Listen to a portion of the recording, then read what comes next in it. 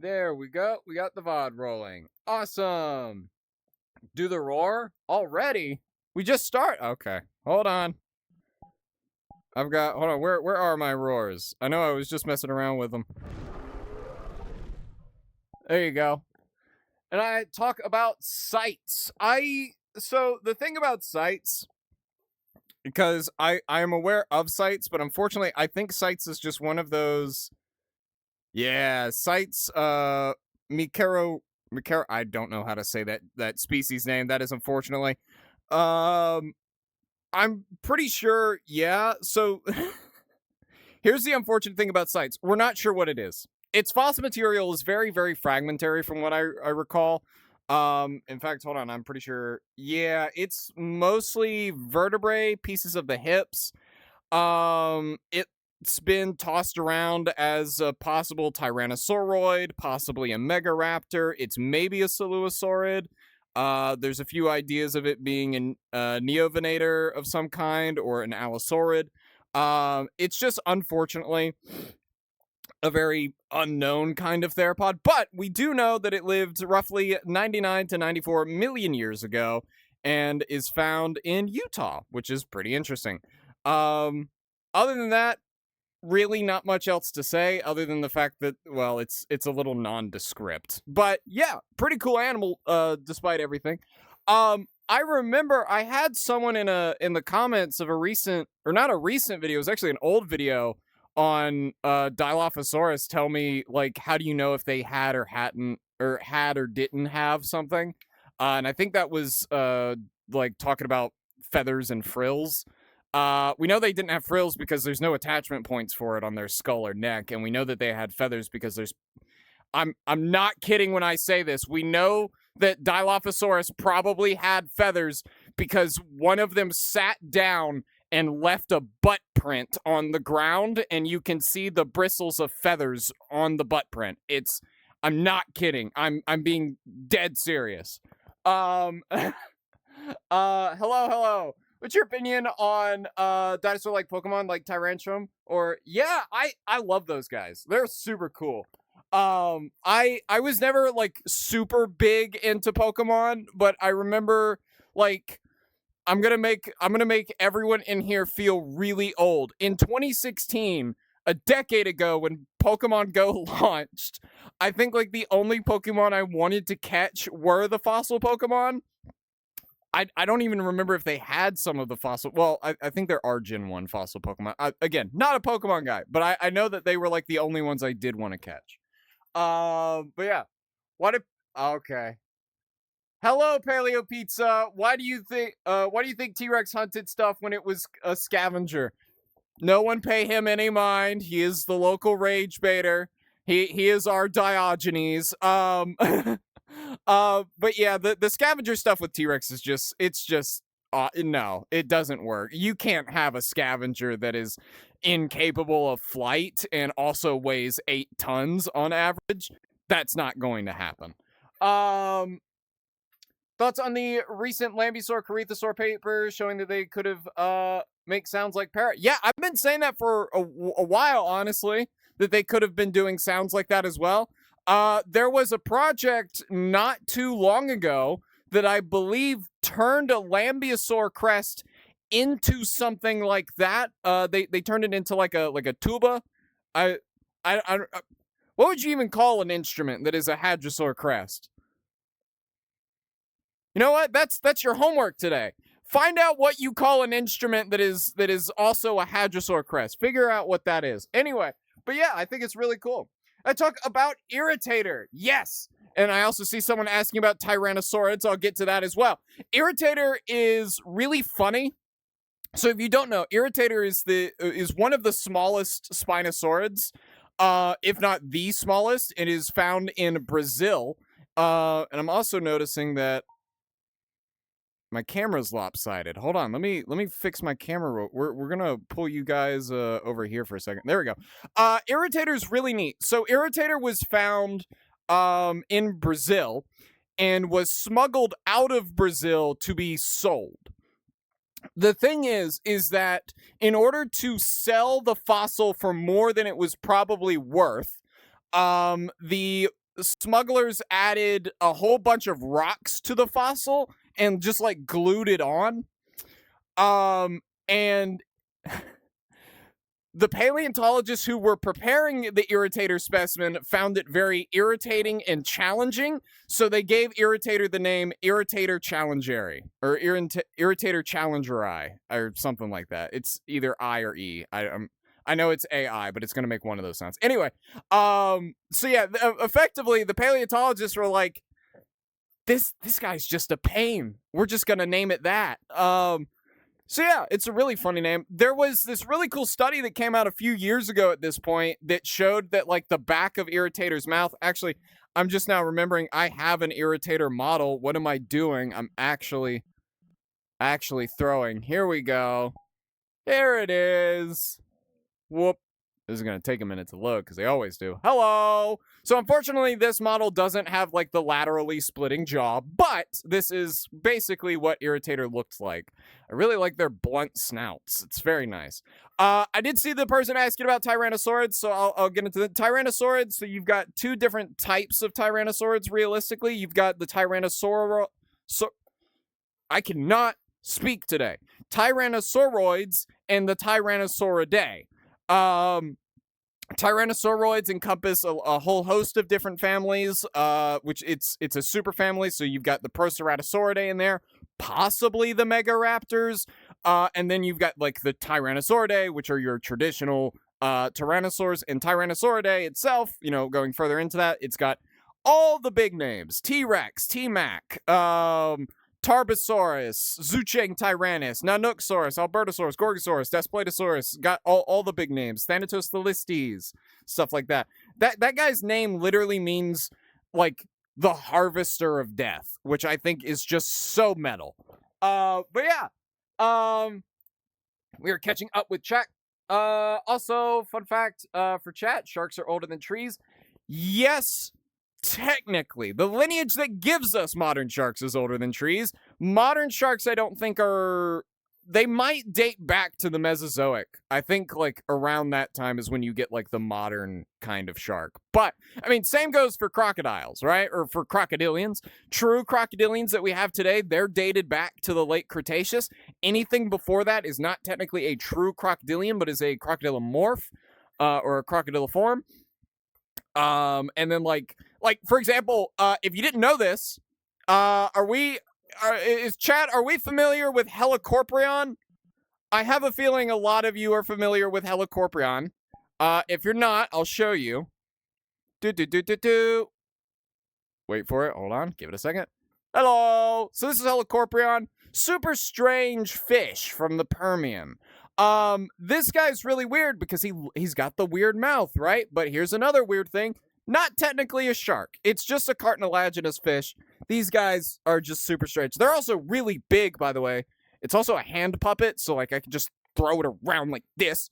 But they're also like super huge. Oh no. Oh no. I don't know. Hi. I'm stuck in the ceiling. Okay, so we're gonna change back to something smaller. Whoops. Okay, there we go. That's better. Still probably a bit too big. Hold on, let me bring us down a bit. Let me bring us down. Okay. Here we go. Better. All right. I talk about Ankies. Yes. Also Leviathan. Yes, I can talk about those as well. Hold on, I did see like did dinosaurs have bird tongues? Probably, yeah. So ankylosaurs are really cool. Ankylosaurs belong to a wider group called the Thyreophorans. And the Thyreophorans, as well as including ankylosaurs, also include stegosaurs, right? And when you think about it for maybe longer than 10 minutes, you're like, wow, the two families that had armor on their backs and weapons on their tails, wow, I could have never guessed they would have been that closely related. But anyway, yeah, so ankylosaurs, I know there's like, the family got like broken up into like several different groupings because used to you'd have the ankylosaurs and the nodosaurs, right?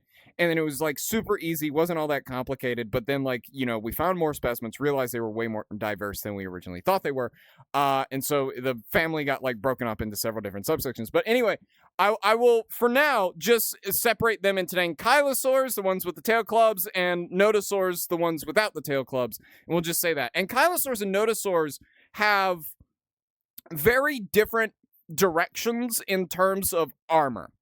And I think it's really fascinating because with ankylosaurs, you have this. Let me grab my ankylosaurus actually. With ankylosaurs, you have this like more spaced out kind of armor plating with their osteoderms. Where is my ankylosaurus actually? I don't know where my Anky is. Is it? How did you lose the rhino-sized reptile? I don't know. Found it. There it is. So here's it. Like, check this out. Okay. So their armor plates are like, they're there, obviously, but they're pretty spaced out. When you look at nodosaurs, however, here's the fascinating thing about that. Nodosaurs kind of have this like armor plating kind of thing going on. Their plates, like they don't technically like interlock with each other, but they might as well because there's not a lot of space between them.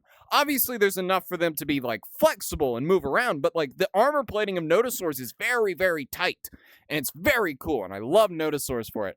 Boreapelta is a great example for that. I know like that guy's its own thing, but yeah, Boreapelta is a great example of that kind of armor. Fish aren't real. I know fish aren't real. You know why? Fish aren't real because we're fish. We're fish. Speaking of fish, I was going to talk about Leviathan or Leviathan. If you don't know, Leviathan or Leviathan, depending on how you want to pronounce it, is this absolutely massive cousin of the sperm whale. Funnily enough, it's not actually as long as the modern sperm whale, but probably was heavier. Leviathan is just this massive sperm whale relative from about the same time as Megalodon, and was actually probably competing with Megalodon for similar prey. And I want to say, excluding tusks and stuff like that, I want to say that Leviathan had the largest teeth. Also, by the way, someone's coming to hang out. I think you guys will recognize them. But yeah. How do we feel about Pliosaurus fungi? I think it's cool. I think Pliosaurus fungi, which if you don't know this Pliosaurus, I guarantee you do. It's what they used to refer to as Predator X before it had like a full. Ladies and gentlemen, we are pleased Welcome back. to welcome a raptor to the park. To those who have been around long enough, you'll recognize this Pyroraptor. Did you want to do the board again? Go for it. You can just hit the erase button and start working if you want. You're lucky I'm not a carnivore this go around. All yours, all yours. But yeah. But yeah, no. They used to refer to it as Predator X, and that was just like such a cool name. And that tends to happen with a lot of things where we don't have like great descriptive or diagnostic material, I believe is the correct term. Because like right now there's a few dinosaurs that are in like that weird funky zone at the moment where it's like we don't have the material to describe it, but we know it's like own like weird thing. We were talking about Sites earlier in class. Sites is a great example of that. There's also the Mongolian titanosaur, which literally doesn't even have a name. It's just the Mongolian titanosaur. So yeah.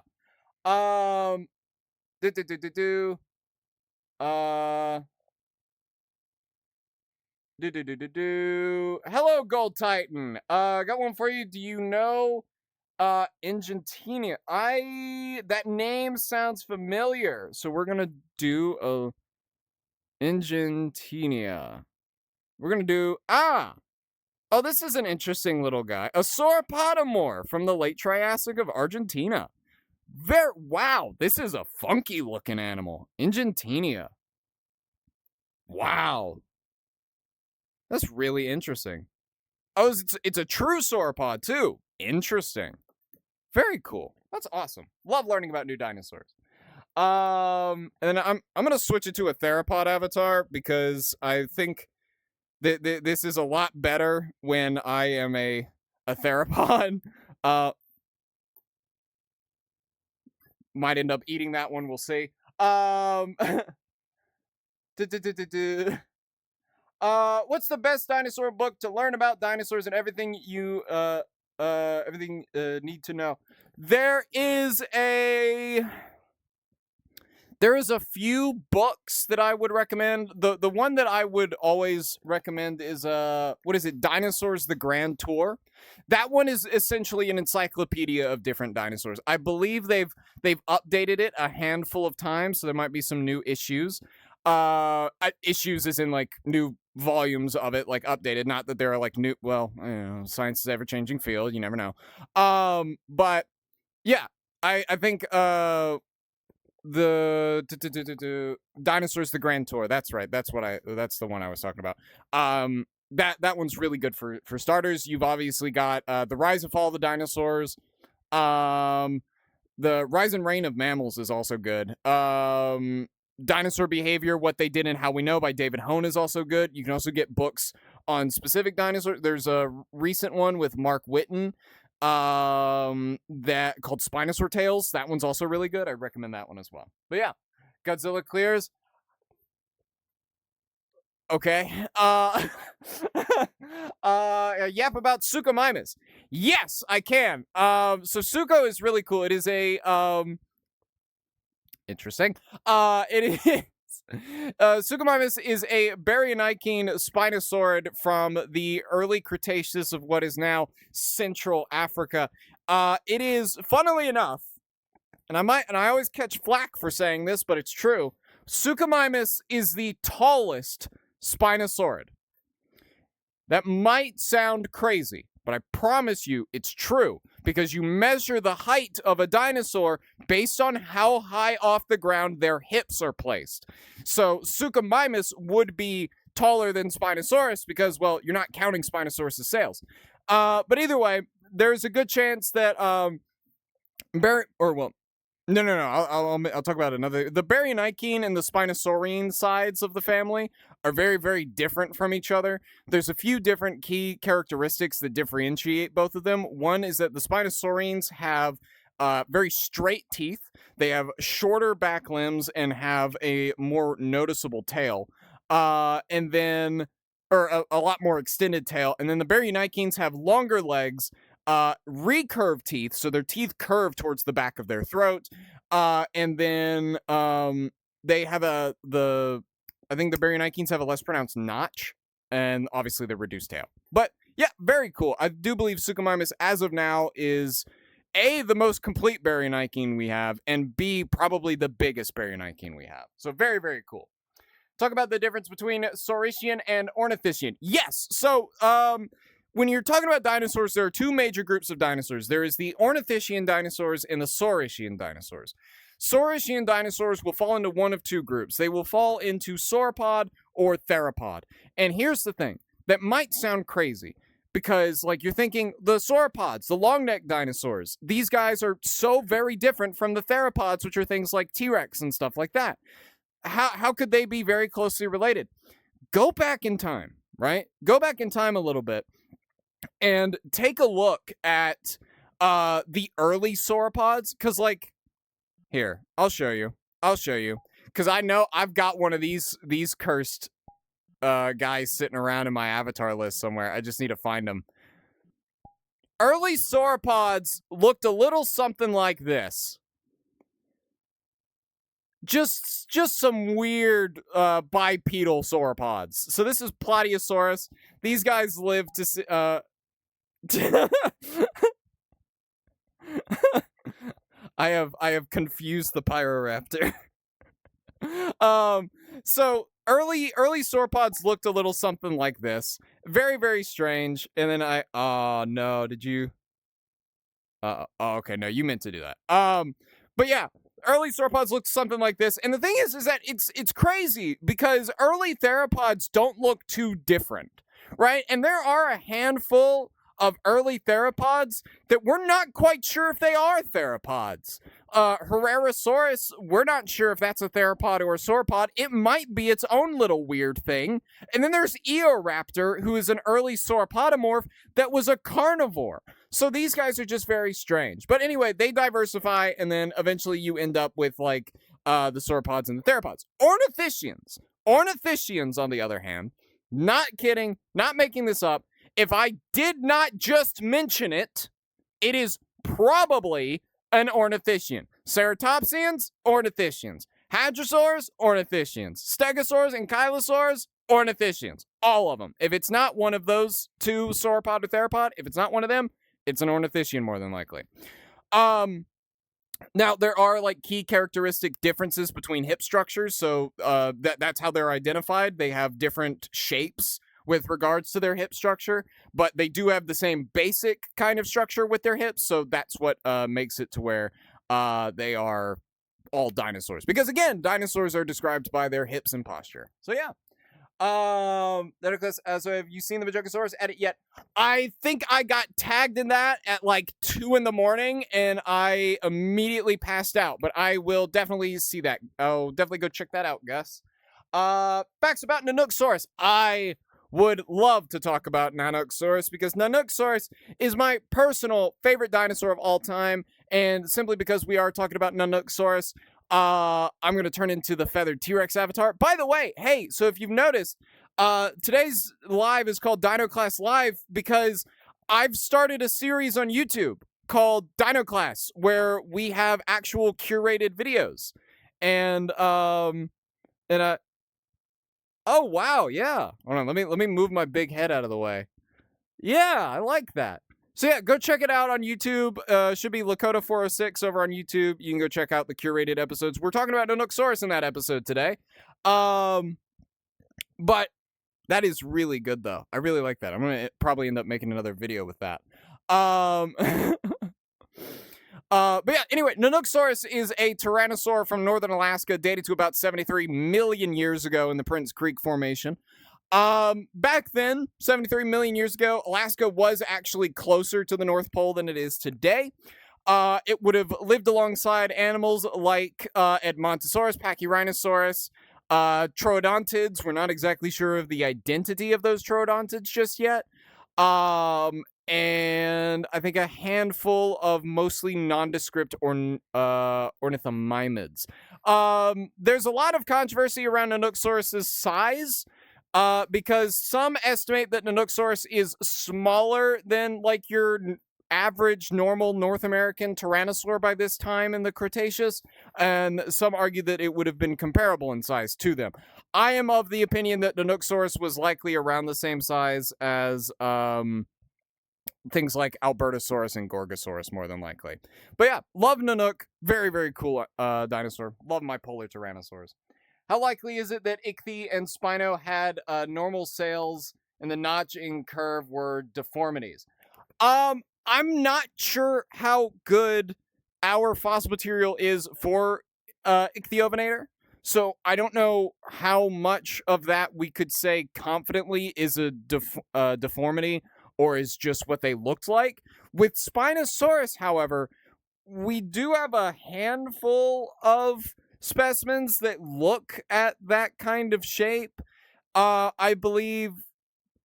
Okay, I'm gonna take Dino Guy's word for this because I remember him talking about this, and I know that he's our local Spinosaur guy, so I'm gonna take his word for this.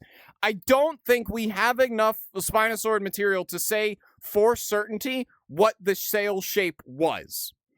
And if I'm remembering correctly, it's more likely that it probably would have been like a half circle or at least more akin to a half circle. Simply because like you don't typically get boxy sails that have like the two peaking points where they're like both like raised up. I don't know why I called them that, but we'll just roll with it. So it's more than likely you'd have like the half circle thing going on.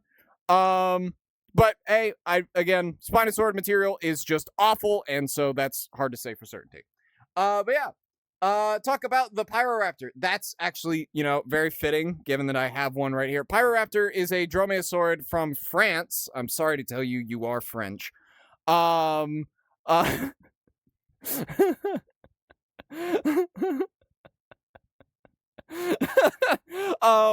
I do believe it is from France. Cause like this thing never sticks. I always mention this as well when talking about Pyroraptor because you have to be careful with these. Pyroraptor does exist in a formation where there is possibly another dromaeosaurid that does not currently have any overlapping material with Pyroraptor, so it might end up being the same thing. Yeah, now southern France. Yep, about 72 million years ago.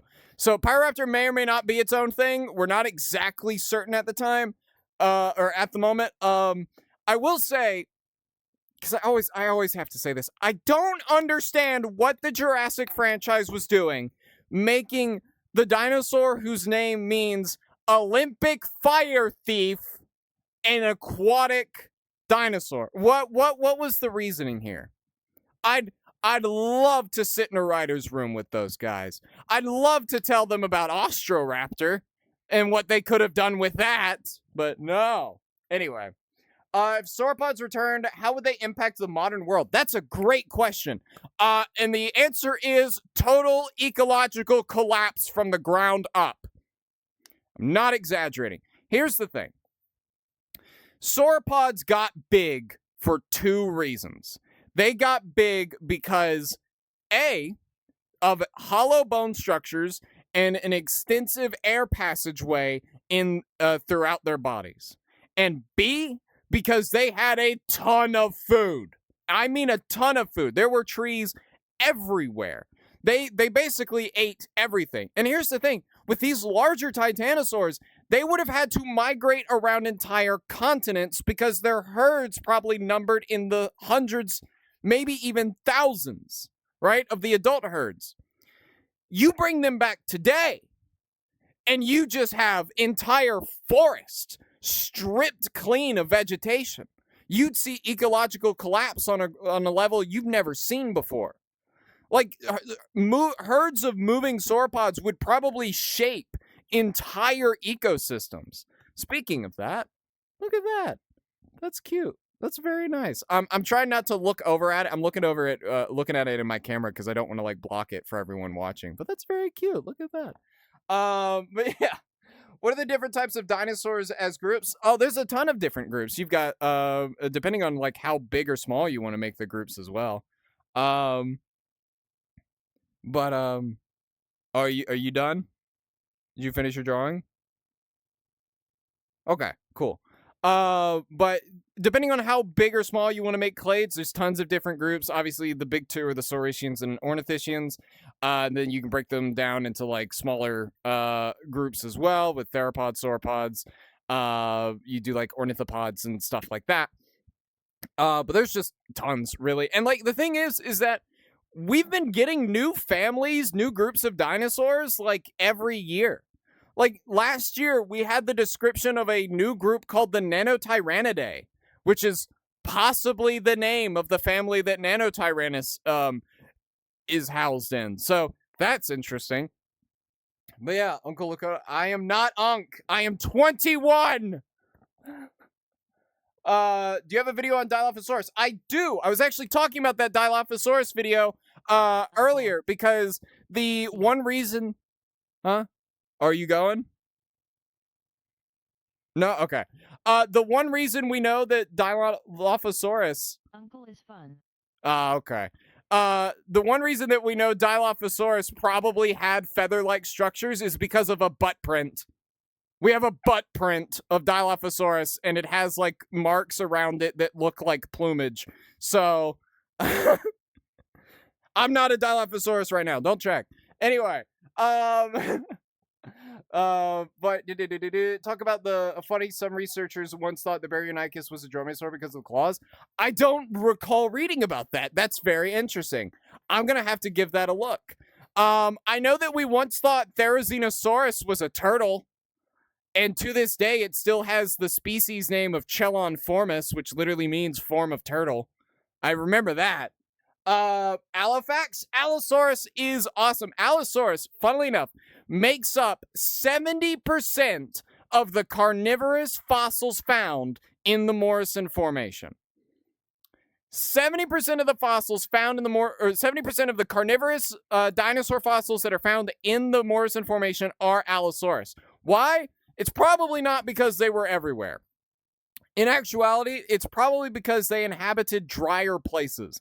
They probably stayed around in places that were better for the process of fossilization, while other animals that existed in that in the same formation, like Torvosaurus and Ceratosaurus, probably stayed in like more wet and humid conditions, which aren't as good for fossilization.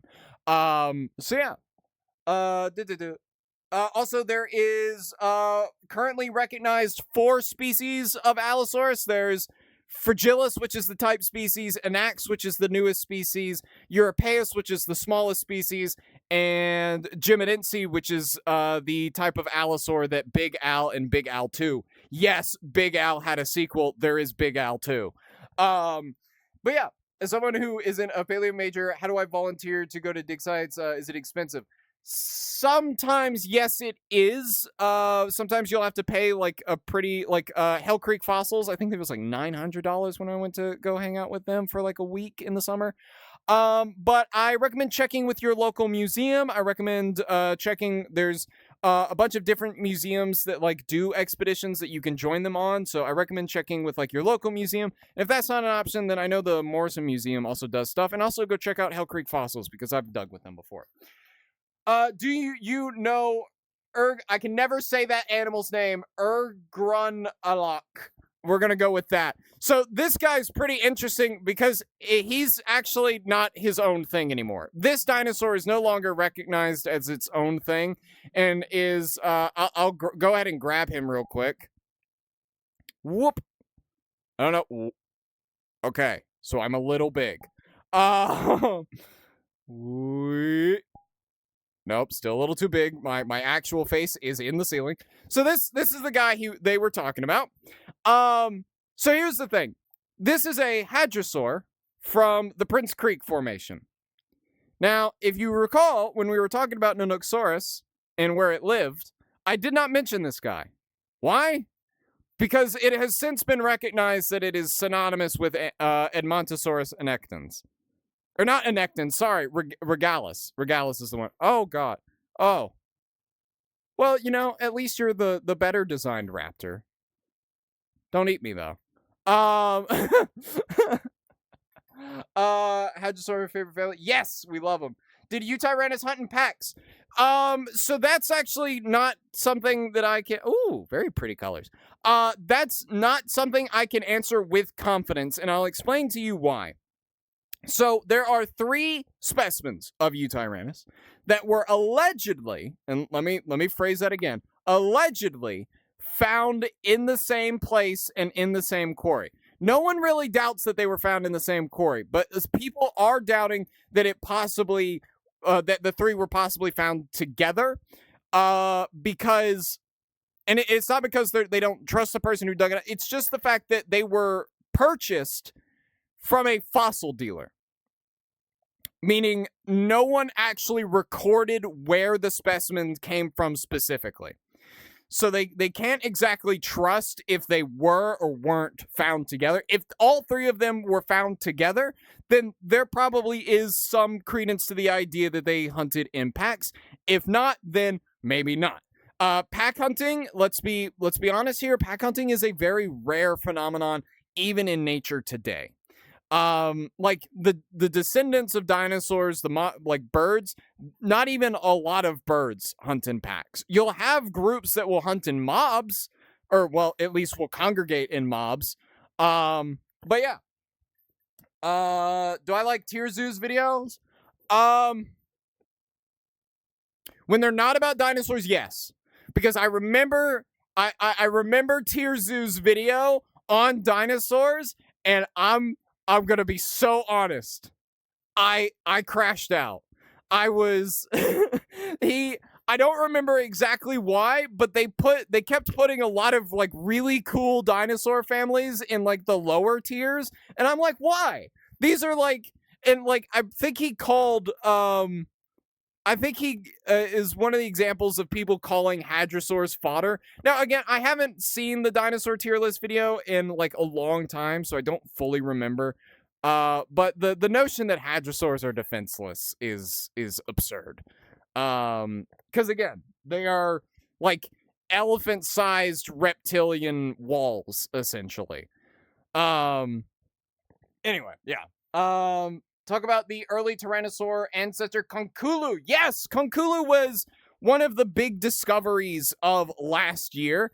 Conculu. Now, unfortunately, I don't have an avatar of Conculu, but I will very quickly. I know I've got a Changosaurus, I believe. Where is my Chanjo? So Conculu is a Tyrannosaur. Found him. Conculu is an early relative of tyrannosaurs from Asia. It was, I want to say, found in Mongolia. I hope I'm remembering that correctly. The name actually just translates to the Dragon Prince. Was it Dragon Prince or Dragon? I think it's Prince because I don't think there's Rex in there, but something like that. It's really interesting because I've been thinking about it a lot recently with the discovery of Conculu and, with the revalidation of Nanotyrannus recently. And I've wondered to myself if Conculu could be part of this ghost lineage. Like, if we go off of the idea that Nanotyrannus came from a ghost lineage rather than it, like, migrating from Appalachia, right? Oh, you going? Okay, well, have a good one. Thank you. You did great with the board. Thank you. Everyone say bye to the raptor. Bye-bye. But if we go with the notion that Nanotyrannus is not did not like migrate from Appalachia into Laramidia, and the idea that it comes from a ghost lineage, I feel like Conculu is like the one that I would suspect the most to be a part of that ghost lineage. But yeah, I'm not eating the raptor. But yeah. Either way, Conculu is very cool. A really neat little animal that gives us a better idea of where tyrannosaurs come from, and that's always cool because I love tyrannosaurs. Tyrannosaurs are awesome. And then hold on, actually now because I'm remembering something now. That's the wrong one. Hold on. Just since I mentioned Nanotyrannus, I've got a. Yeah, there we go. But yeah. Why did some tyrannosaurs hunt in packs? I don't think we have any conclusive evidence if any tyrannosaurs at all hunted in packs. I know that there is ideas that tyrannosaurs hunted in pairs, which is more likely because, well, obviously you'd have male and female bonded pairs, possibly. Even at that point, like, they probably did stick around with each other for too long. We can't really say if they did or didn't, to be fair, though. I don't think we have any conclusive evidence on any tyrannosaur specifically hunting in packs. I might be wrong about that, but I have often heard by a lot of paleontologists, especially like currently. I think like the last time I heard about this was from David Hone. He was talking about like pack behavior in dinosaurs, and it's just like we don't have any pack behavior for any dinosaur, let alone tyrannosaurs or like raptors, right? You would need a lot of trace fossils in order to definitively prove that a dinosaur was hunting in packs, because simply finding individuals in like fossilized in the same location does not indicate whether or not they were hunting in packs. For example, Dry Island Bone Bed, love bringing this up, 26 individuals of Albertosaurus were fossilized in the same location. They were a wide range of different individuals at different stages in their life. Some of them were very young, some of them were very old. And what's interesting about these specimens is that you can't say that they were all living together in the same place, because there's a very good chance that a local flood could have pushed all of them into that location. right? So yeah, you got to be very, very careful about that. Since stegosaurids had armored throat, would it have survived an allo bite here? Um, Maybe. I know Allosaurus actually had like a comparably weaker bite. What? It's got a bite force like equivalent to that of a lion. So it may have. It just kind of depends on like how good of a grip the Allosaur has on the neck. But by and large, what I would assume for an Allosaur to do is because like they still have their big like muscular 3-digit arms, and like I have an Allosaur claw sitting on my shelf, and I like they've got huge claws. So what they would probably do is just bite into the neck to like hold them in place, and like reach their arms around the stegosaur and just like rake their claws into the stegosaur's skin. So yeah. Hatchet bite was debunked. Yes. Talk about irritator. We did talk about irritator a little bit before. I want to cover the hatchet bite thing real quick because I think paleontologists found if Allosaurus did like the hatchet bite, we'll come back to irritator though. We'll come back. So if you don't know, the hatchet bite theory was that Allosaurus would like open its jaw all the way. Like I know I'm not an Allosaur right now, but like it would open its jaw up like all the way, and it would slam its like upper jaw onto its prey. Most notably, the idea came from the fact that like they could open their jaws like 90 degrees. They have like a huge like hugely wide I'm forgetting the term. Either way, they open their mouth really, really wide. So that's where the idea came from. And then, like a few years ago, I think some paleontologists did the math on how much pressure they would be like putting on their like skull by doing that. And they're like, oh, yeah, if it did this, it's breaking its face off. So, yeah, no. Anyway, Irritator. Irritator's, as we mentioned before, very cool. Brazilian Spinosaur, probably one of the smallest Spinosaurs. And like I said before, they also had the lateral opening motion with their jaws as well, which was really cool to find out about. It's a lot of early paleo art showing that off, showed it off with a detaching chin, which is not the case. Their chin did not detach. They probably had at least a cartilage joint there that would hold it together as the back spread open. You want to think about a pelican rather than a snake for that. So yeah, very cool animal. Barsboldia. Barsboldia is a super cool Saurolophine a hadrosaur. If you play Path of Titans, you are probably familiar with Barsboldia. It is a close cousin to Edmontosaurus. So if you're a fan of Barsboldia, then the recent papers on Edmontosaurus you might want to look into those if you haven't already, because those might pertain to Barsboldia and Shantungosaurus as well. If not, then it's probably an exclusive thing to Edmontosaurus and Ectons, but hey, you know. It probably applies to a lot of hadrosaurs, to be fair, as well. So a lot of hadrosaurs probably had like 8 hooves, you know, the 2 in the front, the 6 in the back, a fleshy sail running down their back, which isn't technically a sail, but technically also a continuation of the crest. There's also the new ideas on like cone-like crests. So Barsboldia might have had a very cone-like crest on the back of its head as well. So very, very cool. I don't play Path of Titans. Barsboldia's favorite hadro. Oh, you do play Path of Titans. Awesome. How do sauropods avoid overheating at such massive sizes when they are in the sun? Have you ever looked at a giraffe? You ever notice how giraffes have spots? Fun fact, that's to regulate their temperature. Giraffes have a varying pattern with their spots in order to cool off, like to soak in heat and to expel heat faster. So there's a good chance that sauropods had a similar thing going on as well. Like it's pretty noticeable that how that thing has a kind of impact on the animal's life as well, because I believe giraffes that aren't born with spots that are just one solid color tend to struggle in the wild.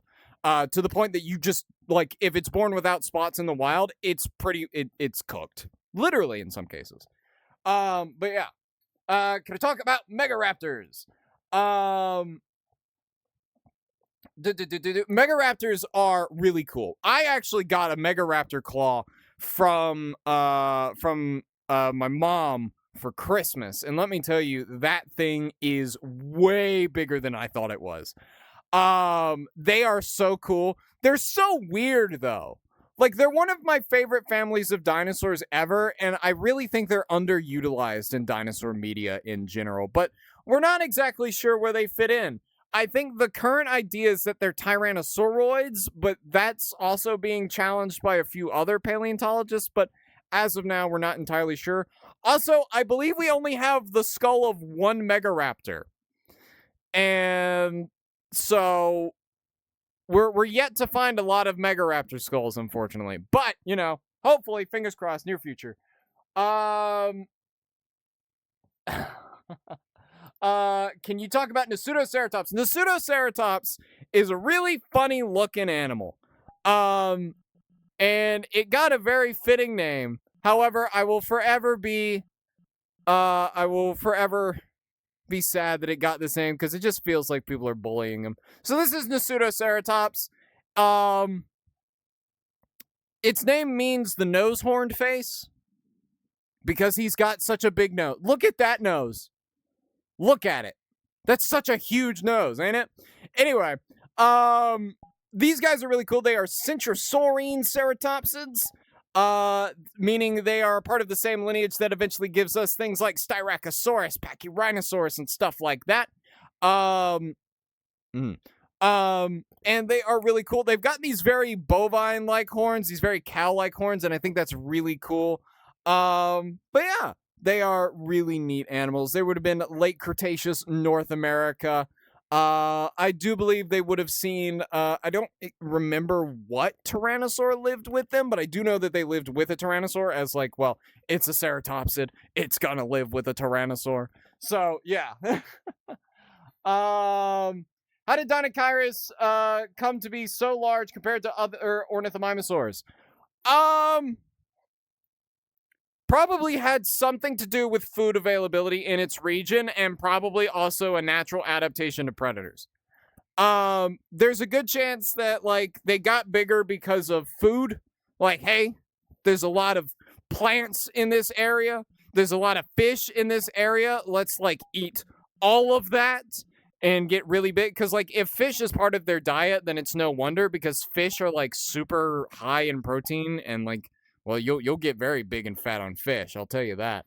But the other thing is that possibly the bigger ones weren't being touched by the predators in the region, like Tarbosaurus, right? So Tarbosaurus looks at a Dinochirus that's like, yeah, you know, like that guy's my size. I'd probably struggle with that. But there's a guy over there. He's about half my size.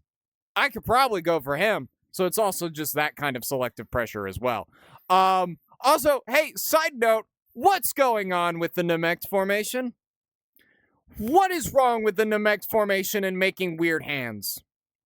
This is like completely unrelated to anything, but I just want to call this out. What's with the Namek Formation and making weird hands? Because you got Dinochirus, which is just this giant duck and that has hands that are the size of people, or has arms the size of people, sorry. Then you've got Therizinosaurus, which has 3-foot-long claws on both of its hands for some reason. Then you've got the Alverosaurids like Mononychus, which only has one finger on its hand. What's going on? What? I'm so confused. Anyway, but yeah. As about the Carnotaurus before, about the Utahraptor. Utahraptor is really cool. Largest dromaeosaurid as of now. Were there some fluffy dinosaurs like straight puffballs? I think the closest you're gonna get to that is gonna be Sinosauropteryx. As we know that Sinosauropteryx had a big bushy tail like a raccoon. Those guys are always fun to see. But yeah, that would probably be the closest you're getting. First apex predator of all time. I want to say that goes to Anomalocaris. Anomalocaris or Anomalocaris. If you have probably seen I'm an Anomalocaris. I do my best. Love those guys, by the way. It's the same people who do like the Marcus stuff. Love those guys. Anomalocaris is like the size of your hand, by the way, if you didn't know that. It's actually very, very small. Interesting fact about Anomalocaris. When paleontologists were first discovering it, they actually thought that it was 3 different animals until they realized that it was actually just one thing. And they're like, whoa, this thing's weird. I'm going to call it the weird shrimp.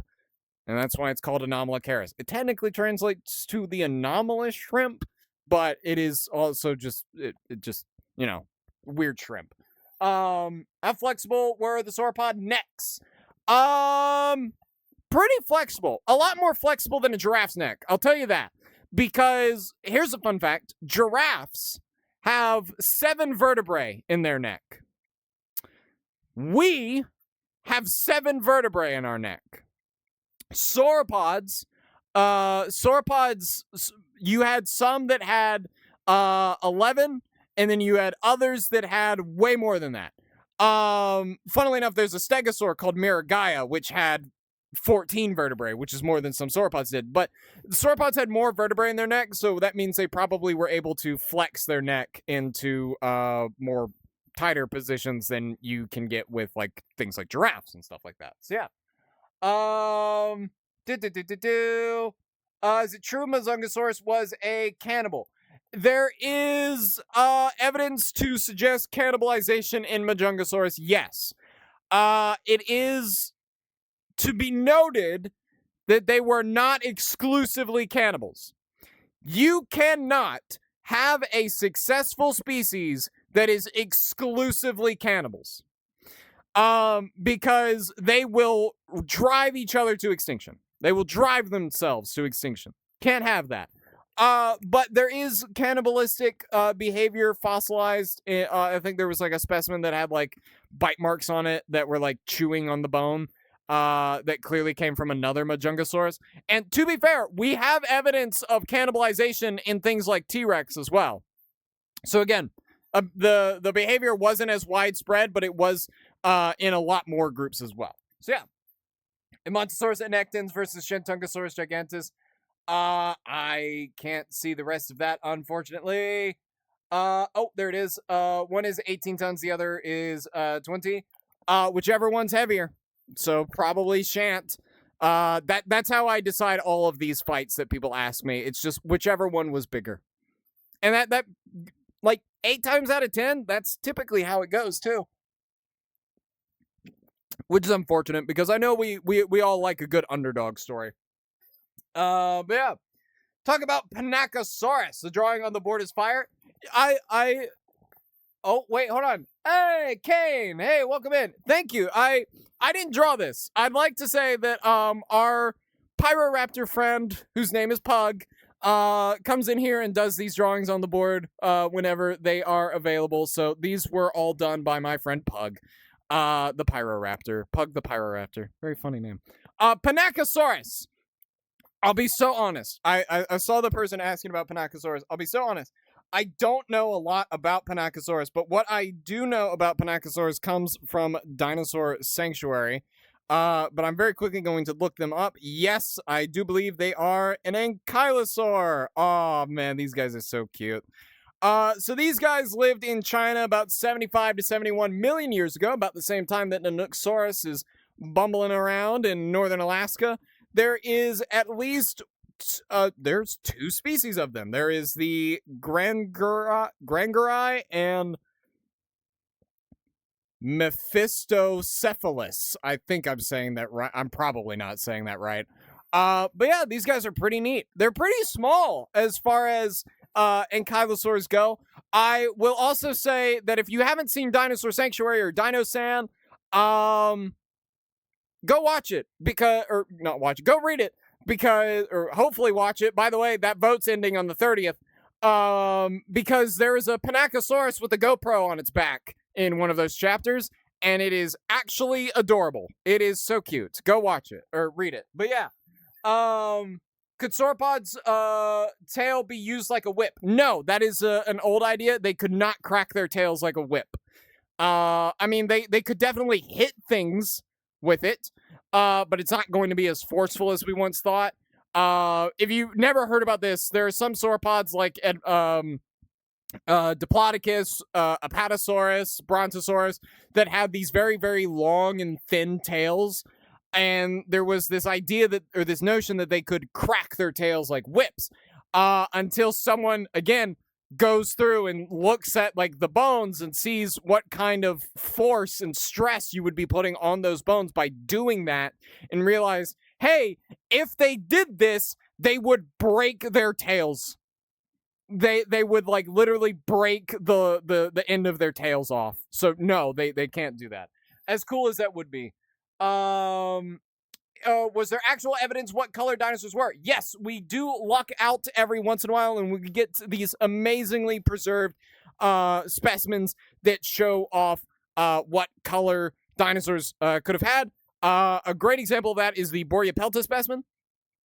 Boreapelta was so well preserved that you could see that there's this type of organelle that exists in like the skin of the dinosaurs that, depending on its shape, will present a different color. So I think you've got like the pill like shapes, and then you've got like the spheric or the kind of like circular shaped ones, and depending on those shapes you will get different colors. So we know Boreapelta was red. We know that Sinosauropteryx was orange. A recent discovery showed that at least juvenile Diplodocus were orange. Or, well, maybe not orange specifically, but they were a very bright color, which is very surprising because, like, oftentimes in media, you will see, and this goes back to the idea that I was talking about before with sauropods having colors or different colors to, like, vent off heat and stuff like that. This comes back around to that. That they had brighter colors, and they possibly had darker colors as well. So they probably had complex spots and stripes and stuff like that to like expel and like take in heat. So yeah. What was a bright color to your I don't think we have any preservation of color on T-Rex, unfortunately. I'd love to get color on T-Rex, but we don't have that preserved at the moment. How would dinosaurs evolve in the future? Like smarter, bigger, smaller? Evolution, speciation, and just overall adaptation and change is driven by opportunity. What I mean by that is let's take a look at let's say you have a tyrannosaur. Maybe not T-Rex, but let's say you have a tyrannosaur. The asteroid doesn't make impact. But let's say that the Deccan or Deacon traps go off, right? This completely changes the ecology around the world. And let's say you're a tyrannosaur. Well, here's the thing. You can either stick to hunting on land and possibly struggle until you starve, or you can look for a new food source. You can look for a new food source maybe in the water. So let's say you go to the water, you start eating fish.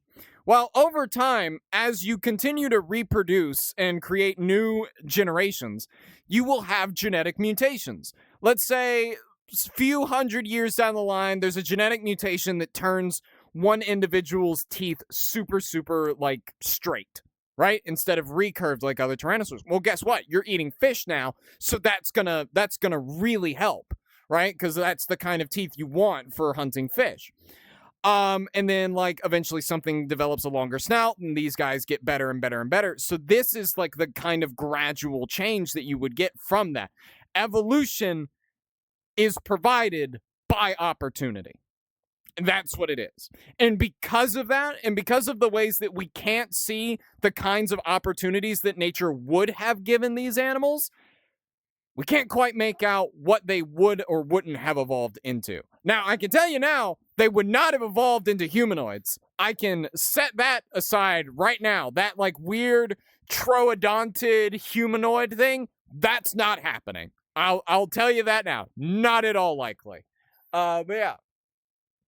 What do you know about birds like Quetzalcoatlus? I know enough to know that Quetzalcoatlus isn't a bird.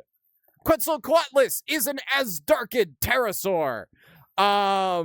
Quetzalcoatlus is like one of the tallest flying animals to ever exist. I think Hats is like heavier and might have a bigger wingspan, but again, Hats is also fragmentary, and that's based off of reconstructions using other specimens. But anyway, Quetzal is known from two species. There's the big one, which is Northropi, and then you have the small one, which is Lawsoni. Both of them were originally found in Texas, and they're kind of found like go look at a few late Cretaceous formation. Like go look at the Wikipedia page for a few late Cretaceous formations, and look at like paleo ecology and like look at the animals that are in there. I promise you, at some point when you're scrolling down that list, you're going to find one that says indeterminate Quetzalcoatlin. Because there's a lot of these guys just kind of around.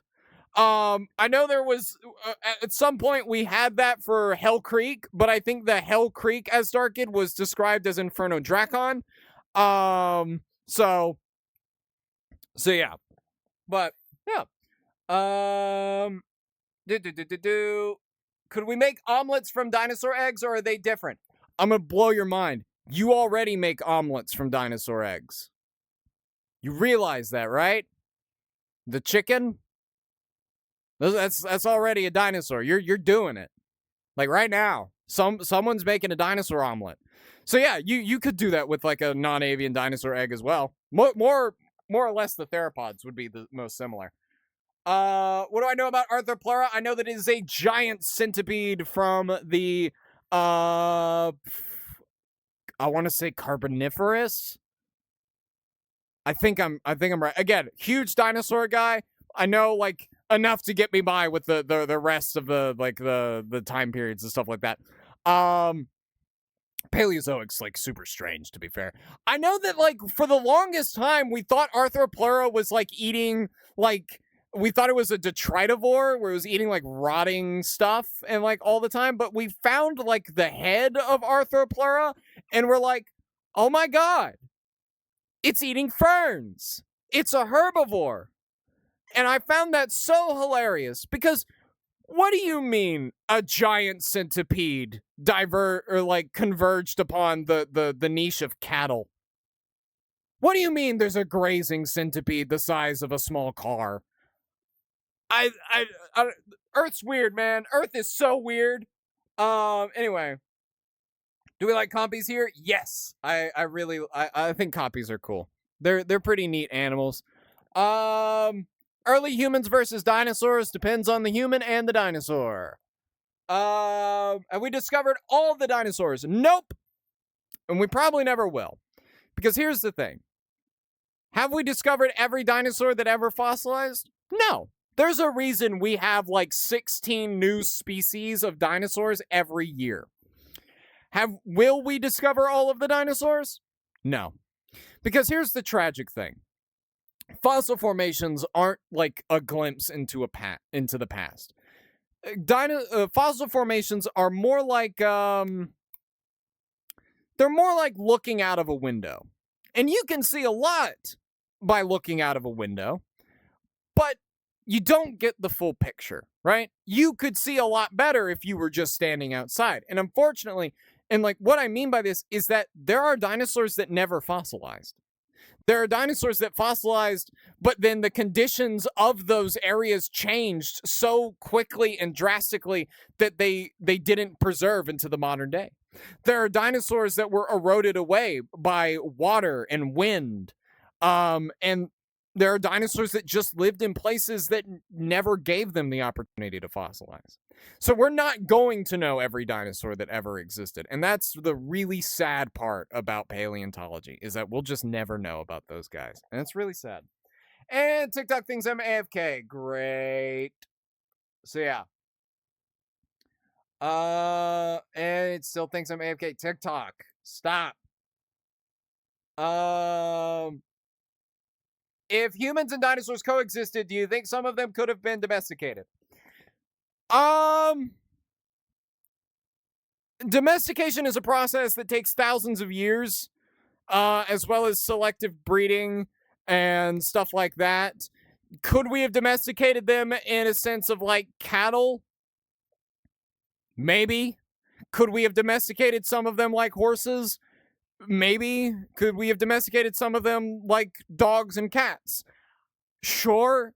It's just that to say any specific animal with any of those different types of domestications is really hard because, again, very, very speculative.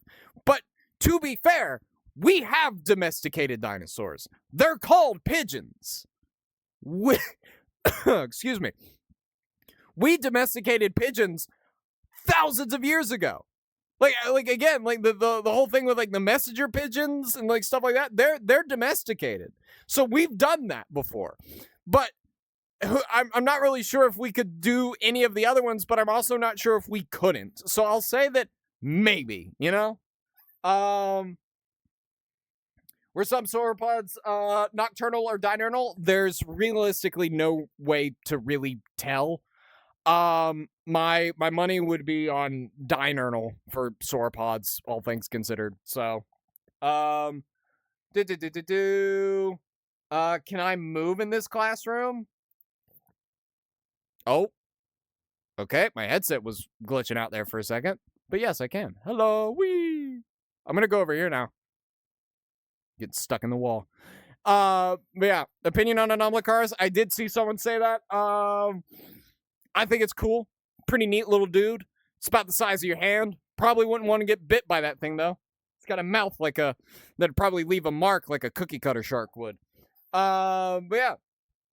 Why is Troodon considered why is Troodon not considered a dinosaur anymore? It's not that Troodon isn't considered a dinosaur. It's just that Troodon probably isn't what we think it is. So here's the thing. Troodon's original material is mostly teeth. Here's the thing. You don't get a lot of detail out of mostly teeth, right? And the thing about it as well is that there's a lot of other dinosaurs that have been given their own names that might be the same thing as Troodon. So you've got a handful of different Troodontids that might be the same thing as one another. And right now it's getting really confusing. Now, Troodon is the oldest name. So realistically, if all of these, like if Troodon, Stenonychosaurus, and Latiniventrix are the same thing, realistically Troodon's name would be kept. But we're not sure if they're the same thing at the moment. And as of now, I think there's people working on a paper right now trying to figure that out. So, yeah. The family and clades of dinosaurs which evolved into birds. Yeah, so the clades that you see in the dinosaur lineage that eventually evolve into birds, the branching off starts in the Jurassic, right? This is the part that I think is the most important to mention, because the lineage that would eventually give us the avids, like the modern birds or the avians, branches off in the Jurassic, which is way before things like T-Rex shows up, like 100 million years before T-Rex shows up, because there's this popular notion that birds come from T-Rex, or at least chickens do, and that is simply not the case. So there's always been an interesting thing with birds diverging in the Jurassic to me, and this was a topic that I would have loved to have done a video on, but it's just such a complex topic. It is the kind of pressure that early birds and and pterosaurs were putting on each other, because at the time And like as they continued to develop, pterosaurs and birds were inhabiting some of the same niches of eating insects, small lizards, and stuff like that. And then the pterosaurs, they go big. You get the pterosaurs that go into the water and are eating fish, and then you have the Asdarchids, which are hunting on land. And birds are basically dominating all of the other niches by the time of the late Cretaceous. But anyway, so birds continuously evolve throughout the rest of the Mesozoic. There's some dinosaurs that people think are close to birds, but honestly aren't. Microraptor, I believe, is a dromaeosaur, so it's not a part of that lineage. I guess technically it is, but it exists within like an offshoot of the lineage. Yeah, technically, I suppose, yeah. There's also the opposite birds, which are also really weird because they developed a lot of characteristics that were similar to modern birds, but they aren't like the lineage that gives us modern birds. I believe there's a few morphological changes between them. There's like, I think their shoulders are set further back or something like that. But eventually, I think with modern birds, you get the and here's the thing with like all the clades and stuff with them is that you actually, when the asteroid makes impact, you don't get all of the clades surviving. Most birds don't actually survive. It's one group of birds that do, and it's the toothless birds. That's why there's no birds alive today that have true dental structures. Yeah, there are things like ducks and geese that have these keratinous barbs along their tongues and stuff like that, but that's not teeth. Those are, it's like their own weird thing. So yeah, that's why there's no birds with like modern dental structures. Very strange, very strange. But yeah.